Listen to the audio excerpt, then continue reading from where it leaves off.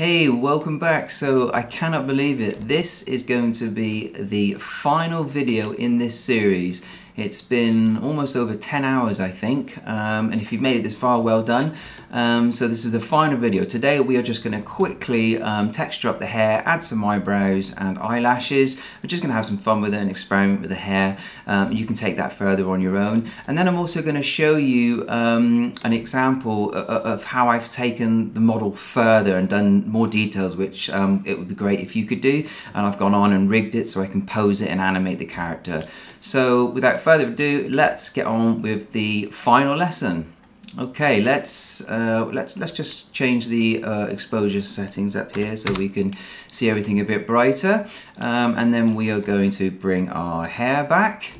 And at the moment it's just got a default old Maya material on it. So what we want to do is let's create our, as we've been doing already, our Arnold standard material in Maya. Let's just zoom in here and let's just call this hair material. Okay, so let's see what we want to do here. Now there's a lot of things we can do. Let's just start off and give it a basic color. So let's just go for a nice sort of, just in my design it was brown, but you could go crazy, have some punk blue hair, whatever. And let's select everything in the group. So in the outliner I've got the whole hair group selected. I've just pressed the up arrow key. You can do that. So if you select one item, you can just select the up arrow key to select the top group, and then we are going to, as normal, right click, assign. Okay, so now we have our Maya, our Arnold shader applied, and we are going to obviously let's you know, very important, keep saving as we go along. Let's just come onto the screen, and I like to do version numbers. So we're on to version 11 now. Okay, so what we want to do now is we want to add a little bit of detail or just a play with it, really. We could try adding a ramp shader. We know how to do ramp from when we did the eyeballs in the previous video to get some color from the bottom of the strand to the tip. We might want to add a bit of bump mapping or everything. But before we do that, we do need to lay out some UVs for our hair, because if we add sort of a ramp or some bump here and we don't have proper UVs, it's just going to be cut and scattered and look terrible. So let's just have a little look at what we've got. Now most of this bottom piece of hair is covered, but we do want to do a sort of basic UV layer. Let's have a look at what we've got so far. Let's open up the UV editor, and as you can see, it's quite a mess at the moment.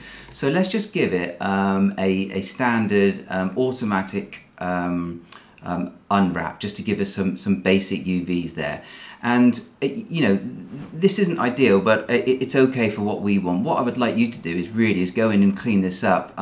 Due to time, you know, we don't have that sort of luxury here today. So I'm just going to click on edges, and I'm going to hold down the top one just to give an example. Hold down shift, double click to give us our full selection. Let's just try one here. Hold down shift, there you go. And what it does is you see it highlights which ones it should be sewn to. You've got this red one down here and here down here as well. So I'm just going to go up to cut and sew menu and click move and sew, and you see what that does? That moves and sews it together. Now you can go around now and do this to sort of, you know, piece things together. You can press G to do to repeat the last command like we've done before. Again, I'm just going to try sort of a few things here. Let's hold down G. You see it's pasting it here together. I'm going to just go to UVs, select all these, and do a modify layout, so because it's getting a bit cramped in there. This piece here is getting a bit, it's all folded. So there's lots of things you would need to clean up, and obviously, you know, you're going to have more time. You know, in previous videos I've walked through this step by step, so we don't need to do it again. So I just want to, you know, hopefully let you try and work this out, you know, and experiment a bit now. So I'm going to just take this bit apart, and I'm going to go to modify, and then well, actually, let's just use the quick key again like we have done before. So we just go down to, hold down the shift key and go to, you know, unfold. Oh, let's do that again, unfold and then unfold, you know, just to stop the overlapping. And it's things like this, so you can keep going and sew the edges together more and more as you go. But that should be good enough for now, just for this. But just take note, I would like you to go and clean that up a bit more, you know.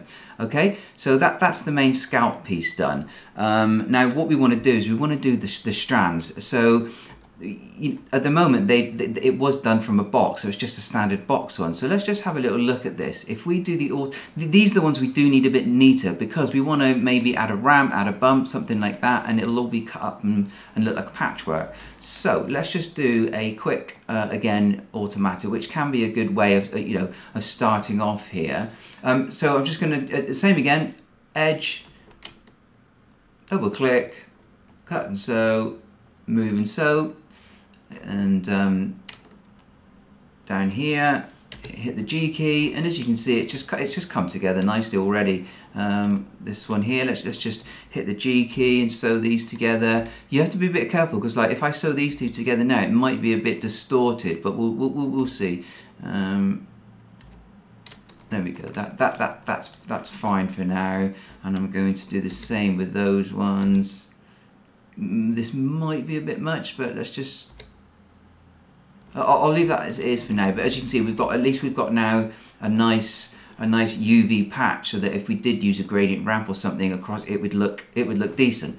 So now what we're going to do is, at the moment this is only on this strand here. So let's play with the texturing, and then I'm going to I think I showed you in another video where you can just copy the UVs to the other strands anyway, because at the moment these have still got the old ones. So let's do that now actually, just get the UVs out of the way. So as we did in the previous video, you hold down one object, then select the other, and as you can see it shows both UV layouts now.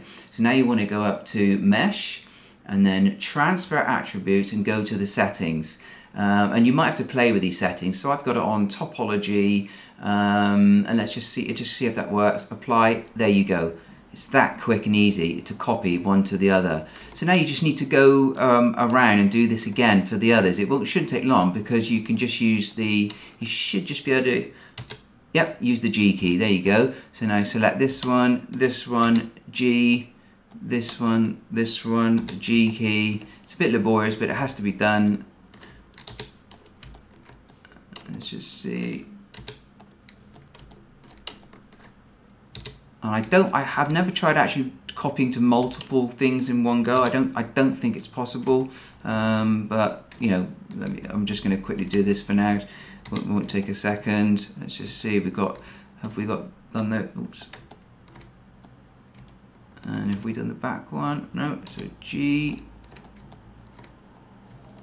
And you can copy from, you know, any one. It doesn't have to be the same one all the time. For example, if I do this, it does it again. Let's see, that one to this one, G, that one to this one, hit the G key. The G key is really useful.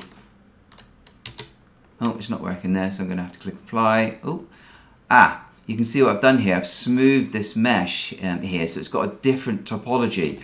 I don't know when I did that. Let's see if it's got a modifier on it. Yeah, there you go, smooth face. So I actually added a modifier to it before, which we're going to do later. Let me just get rid of that, and I'm going to edit, and I'm going to delete the history on that one, on this piece, and delete by type history, and just see if it now works.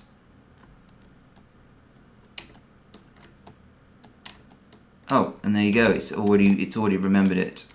Brilliant. So let's just see if we've done that one. Hit the G key. Apply. Nearly there. Because they're all the same topology. If one of these strands was slightly different topology, it had like more polygons, or even just one vert that was different, it wouldn't work. But then it doesn't take a second to sort of remap it anyway. So sometimes in 3D there are a bit of laborious jobs. I mean, I don't particularly enjoy the UV mapping at all, to be honest. There we go. It looks like, let me just do a group select on that. There is one there somewhere. You can see it showing us there. Which one is it? We've missed one. Okay, let's just see. And there he is. A little fringe. There we go. That didn't take too long.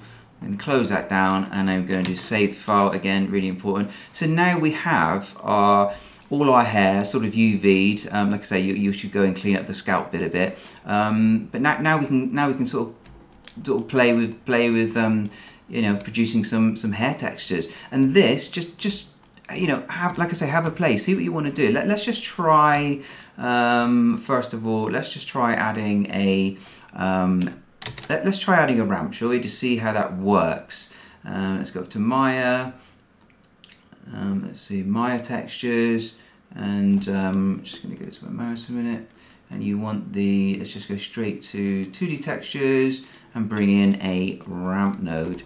Sorry, again, I am working in a very small space here, not much screen real estate. So let's just see what this looks like. So let's go to attribute editor. Here's our color slot for our Maya Arnold. I'm going to middle mouse and drag that over. And there you go. As you can see, it's sort of got our gradient there. And I think what I would do for this instance, I would actually separate the scalp and the strand hair if you're going to do this, if you're going to take this approach. So what I would do is I would duplicate the hair material. Let's say call this hair scalp, and I would let's apply this to the hair scalp, so it's different. So the hair scalp has got a different material, because you don't want that to have a ramp on it. So now we go back to our hair strand shader, and there you go, it's different. So now what you want to do is maybe you know, apply the coloring. So let's just select this color here. It's brown at the tip there. Let's do the same brown there, but then so we got the base brown there, and then maybe make this one sort of a lighter one, and maybe move this down. There you go. As you can see, you can have quite fun with this. So I mean, you could even sort of, you know, start adding in different colours. Let's just go. Let's just go something silly like a blue. See, so you can have fun with that. So you could, and then the bottom one, you could sort of maybe shade the edges the blue or something if you want. I'm going to take this back down to let's say like a light brown.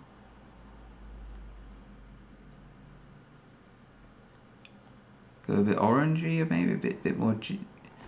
Yeah, that's quite nice. You know, again, it is cartoon style. So yeah, I'm quite liking that. So again, you know, really have a play. It doesn't have to be a ramp node.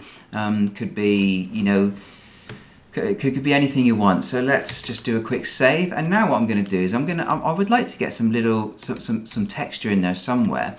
And we did this when we texture some of the other parts. So let's just move the hair scalp out the way. We don't need to see that one at the moment. And let's zoom in on our chain here. Let's see what we can do. So let's do we want a noise. So maybe the simple noise, or let's just add a noise in. And what I'm going to do is I'm going to add the noise to, let's just change this to Perlin or something. And we're going to add this to the bump slot of our Arnold shader. So let's do, let's go into geometry and take that over to bump mapping. And as you can see, it looks bobbly and horrible, so the bump depth would be a lot less. But what I don't want like bobbly hair. I mean, you could do. I mean, that could definitely work in various ways. What I'm going to do is I am going to go to the Place 2D texture node of the noise, and I'm going to stretch this. So there's our Place 2D texture node.